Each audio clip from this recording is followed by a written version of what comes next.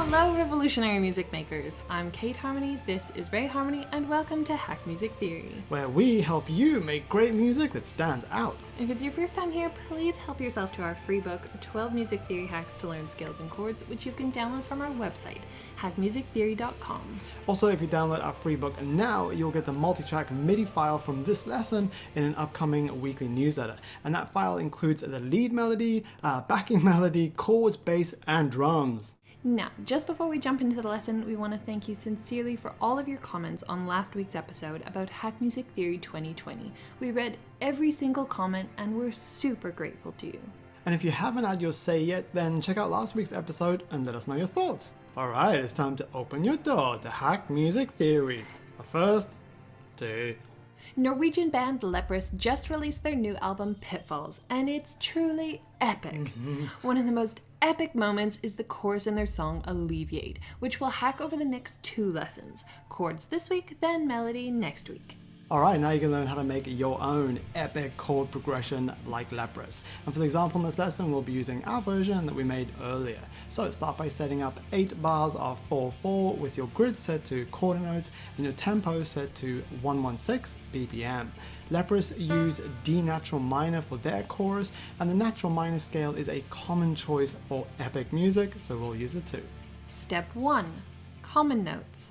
A common note is a note that's the same between 2 chords. For example, D minor and F major both contain the notes F and A. So F and A are common notes between those 2 chords. And common notes are an essential part of epic music, because having a note or 2 stay the same when your chord changes creates a super strong link between those chords that adds power to your progression. So when you're choosing what chords to use from the key of D minor, be sure to choose chords with common notes. For our progression, we chose D minor, F major, B flat major, and C sus4.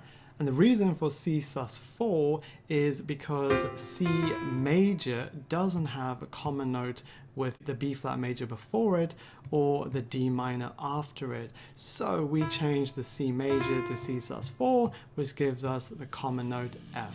Step 2. Inversions. Now that you've chosen your chords, it's time to use inversions to get the common notes in the same place within your chords as they change. And by the way, an inversion is simply when you change the order of the notes in a chord. For example, we inverted F major to be C F A instead of F A C. And we did that to get those common notes F and A in the same place as they are in D minor. So now F is in the middle of both chords and A is on top of both chords, which makes this chord change super strong and therefore epic. Step 3. Rhythm. When it comes to how long you spend on each chord, known as harmonic rhythm, keep it simple, as your chord progression is just the foundation upon which you'll write an epic melody. So if you get too fancy with your harmonic rhythm, your chords will actually draw attention away from your melody. And epic music is all about the melody, which we'll cover next week. Now, Leprous plays each chord for 1 bar, so we've done the same. Step 4. Variation. This is optional, but if you create a little variation in your progression, it'll inject some freshness. We did this by resolving C sus4 to C major every second time, but then we go straight back to C sus4 as that 4, the F, is the common note that links to the next chord, D minor. Alright, now let's have a listen to our epic chord progression. Just before the playthrough though, remember if you download our free book now, you'll be added to our mailing list and we'll send you the MIDI file of this example for free on November 21st. Thanks so much for watching or listening if you're on the podcast, and we'll see you next week when you'll learn how to write an epic melody.